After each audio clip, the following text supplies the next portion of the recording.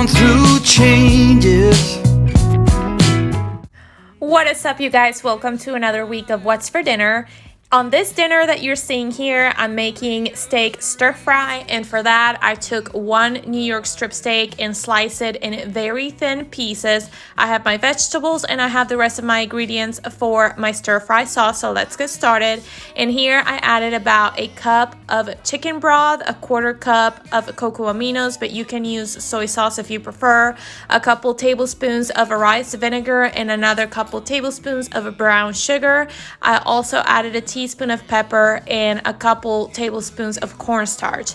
You can use less pepper if you want it less spicy. Definitely, we do like spicy and sweet stir fry, and that's why I added a full tablespoon of pepper. You can even leave it out if you wish, if you don't like pepper. But after putting all those ingredients together, I'm going to mix it all well, set it on a side, and proceed with my rice. Now this rice right here, I only make when I'm fixing stir fry, and what it is basically white rice that I am rinsing multiple times. Once I'm happy with my rinsing, I'm going to put water just enough so that it reaches that point in my finger that you're seeing there. I'm gonna bring it to a boil and I'm gonna cover it up and then turn the heat down like if I was cooking regular rice. And here I am preparing my steak to be cooked, and I'm adding a tablespoon of baking soda, and I'm gonna mix it all well with my hands, and then I'm going to bring it into a pan with hot water, and I'm going to let it cook until it reaches a grayish color. I do have to say I didn't know what I was doing, because you're supposed to let the steak rest with the baking soda for 30 minutes and then you have to wash it and then cook it. I didn't do that, but it still came out really well. And then that same pan, I dumped the water, put some oil in there, and started cooking my steak with some garlic. I'm also going to add some green onions that I had chopped before. It is very important that you have all your ingredients ready when you're working with stir fry, because you have to move fast. So those are the type of meals that I like to have my mise en place ready, like professional chefs call it. And then in here you saw me adding the vegetables. I was only working with broccoli and mushrooms on this day. It is what I had available, and those are two kinds of vegetables that I really like in stir fry, and they really take no time to cook. I added a little bit more salt, and then I'm adding my slurry. Please keep in mind that I use cocoa aminos instead of soy sauce, and that's why I added a pinch more of salt. But if you're using soy sauce, especially the one that's not low sodium, please omit adding extra salt to your stir fry. I'm gonna let it cook until my slurry starts boiling, and as you can see in here, it was really thick and really delicious and super flavorful. You really don't need to be buying a already made store-bought steak stir fry sauce if you can make something like this in your home. You just have to work with the ingredients that you have in your pantry, and it'll be more affordable and definitely more flavorful.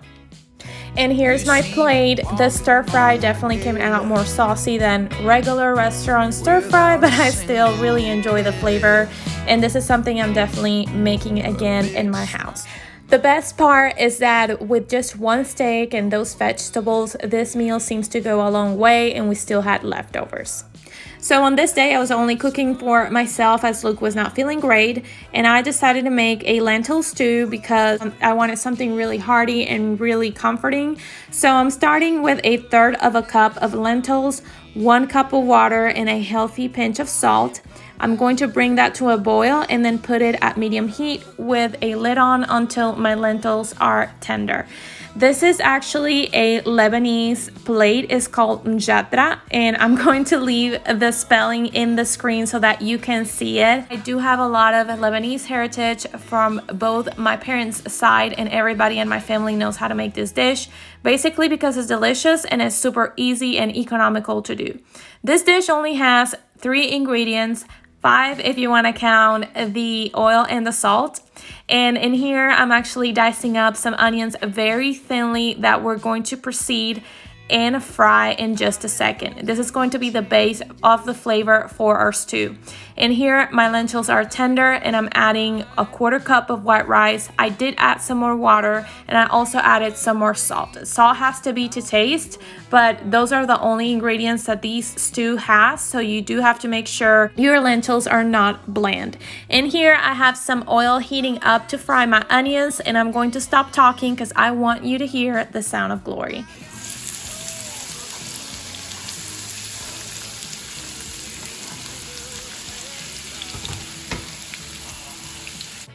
You do have to keep in mind that the onions are not going to be sauteed or caramelized. They do have to reach a golden brown color. This is going to be the entire flavor of your lentils, and something so simple like this is going to be so absolutely delicious. You're not gonna even believe that you had just those few ingredients in your stew.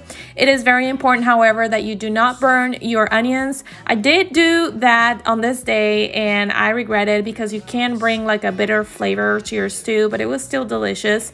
Once you reach the right color on your onions, you're going to dump all of that into your lentils and your rice. You may taste for salt and see if you need any more. But after this, once your rice is completely cooked, then your stew is ready to be eaten. And this is how it looks like. You can either make it thicker or drier, or you can make it into a soup. And I forgot to say, this is a vegetarian dish. I serve mine with Greek yogurt, but if you want to skip the Greek yogurt, then it'll be a vegan dish. It's also super cheap to make. Lentils are super cheap, and so is rice. So these are one of those economical dishes that you can make for under $5. I serve mine with a salad.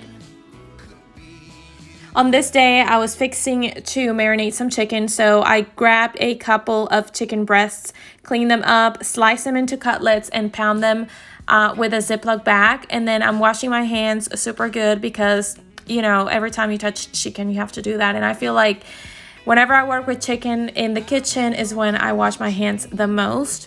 And in here, I'm crushing 4 or 5 garlic cloves. I like to use my garlic press for that. I'm squeezing the juice of 2 limes.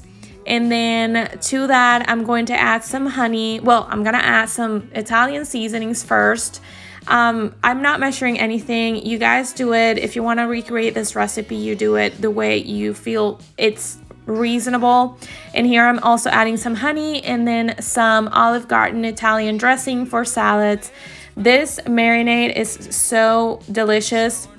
I mix everything with my hands, then wash my hands, and then I'm going to cover this up with some plastic wrap and take it into the fridge until I am ready to cook this chicken. To go on a side, I was also fixing some potato wedges. So in here, I'm quartering up 2 russet potatoes. I'm going to add a crushed clove of garlic, and then I'm also going to add a couple tablespoons of olive oil, a healthy pinch of salt because potatoes can take a lot of salt and they're not going to taste salty. I'm also going to add Italian spices and a healthy pinch of Parmesan cheese. I'm going to mix it all very well, and I'm going to put them in a cookie sheet, laying down just like so that they can cook crunchy in the bottom and then a little chewy on the inside. I'm going to take that into my oven at 375 degrees for around 25 to 30 minutes. I found that 25 minutes was just perfect for my potatoes. So I'm gonna proceed to cook my chicken, and I'm going to put some oil in my pan, and once that's hot, I'm going to add my chicken with my sauce, and I'm going to let it cook for 5 minutes per side. So in here, I had my chicken cooking, and then I'm going to turn it over. And as you can see, it has some brown marks, which I really like. That was because I was cooking it at a really high temperature, but it all depends on your kitchen. So in here, I finished cooking it. On the other side, I'm gonna put a lid on and let it rest until the rest of my sides are ready. And here, I'm taking my potatoes out of the oven. You can tell they came out golden brown, and I'm going to start my salad. I have some romaine lettuce, some cherry tomatoes, some artichoke hearts. I also added some hearts of palm that I've sliced. And then I'm going to add some thinly sliced onions, some pickled beets. I love pickled beets. I know that's weird on a salad, but it tastes really good. Some avocado, and I'm going to season that with salt, pepper, and then I'm going to use some white vinegar. You can use lemon if you prefer. And then 1 tablespoon or so of olive oil, and this was super delicious. And here are our plates. We served them with some green beans as well. We really enjoyed the chicken. This was my favorite way to cook the chicken so far with this marinade. So on this day, Luke was making spaghetti with meat sauce, and I do love his meat sauce even though we cook him in very different ways. His method takes longer than my method, but then his recipe is way easier and has less ingredients. Yet it's very flavorful because I still love it. So in here, he is crumbling up some ground beef with some spicy Italian sausage, and he's using equal parts of that. To that, he's going to add some garlic salt and some Italian seasonings.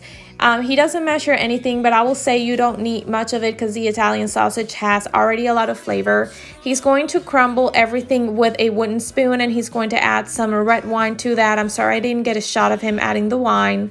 He's going to cover it up and let it cook for a full hour at low heat. It is also worth mentioning that the wine is completely optional and you don't have to use it if you don't want to. In here, after an hour has passed, he's going to add this Classico Italian sausage and pepper sauce, and then he's going to incorporate everything very well. And once he has that going, he's going to cook the pasta, which at this point he should have the water boiling already. And here is my plate. It was absolutely delicious and we really enjoyed. Alright, you guys, just as last time, I ran out of space to tell you goodbye, and thank you so much for all your support. If you are new, do not forget to subscribe if you haven't already, and I cannot wait to see you in the next one. Bye.